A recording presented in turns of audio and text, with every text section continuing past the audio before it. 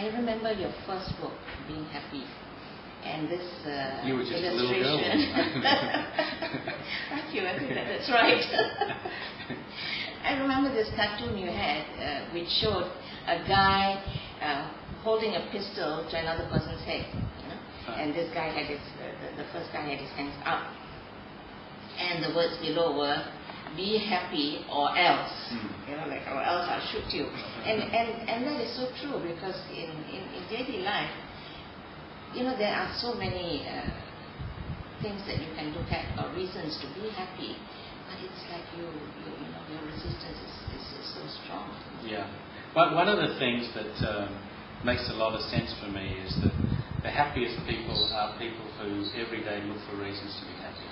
If you look for reasons to be miserable, you will find them. If you look for reasons to be upset, or, you know, angry with your sister, or you look for reasons to be upset with the government, or reasons for, you know, why your life isn't as good as the neighbours, you can find them. And so there's a whole chunk of the population who go through life with that strategy, looking for reasons to be miserable, looking for things that are wrong with life, and they find them and they say life is bad. But similarly, if we look for reasons to be happy, if we look for good things, we also find them. So the person who says, well, I'm a realist and here's what's wrong with the world, well, you can also be a realist and look for what's right with the world.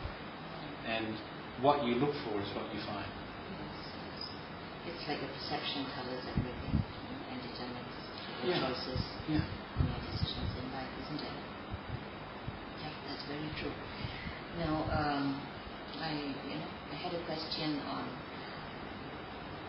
on back to problems, and people's state of mind. And some people will say the realist, versus the optimist. They will say, yes, Andrew, that's well and good because you have had success, and your books are selling well in the market. But over here, I have bills to pay, and I can't meet the rent, and my kids, need their school fees to be paid and stuff like that. So how can I, take your advice and be happy when I have all these bills to pay? The first thing that I would suggest is that it's better to have money than not to have it. And sometimes philosophers will say, well, it's not all about money, but certainly, I've been with it and I've been without it, and I know what I like more. And so I can appreciate what it's like when you've got the bills and no money. When things are desperate, and whether it's a money issue or whether it's a relationship issue or an unemployed issue, there's still only one way to handle it, and that is to say, all I want to do is handle today. You can't fix the rest of your life, and I think nor were we meant to fix the rest of our life.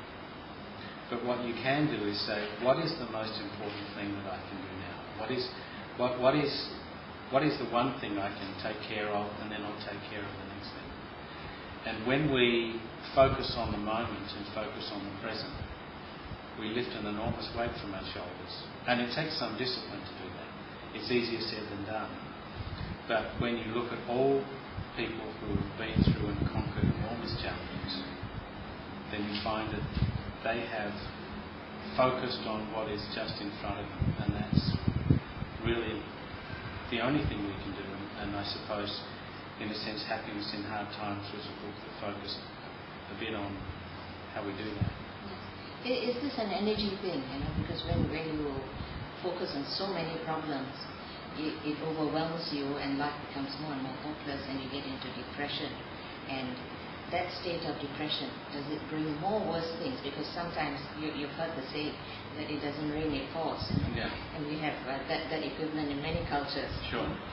So all your problems come in a string. Where your car breaks down, your fridge breaks down, and all your bills keep on piling up when you're already broke. Yeah, it sounds a bit like the law of attraction, doesn't it? That the more that you get into a mindset that says my life is getting worse and worse and worse, the more you attract that, and the more you find that. And I subscribe to that.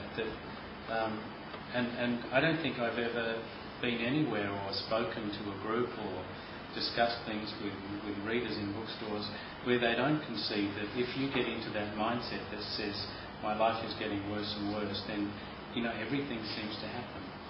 And the other thing that you said was, is it an energy thing? I think it is.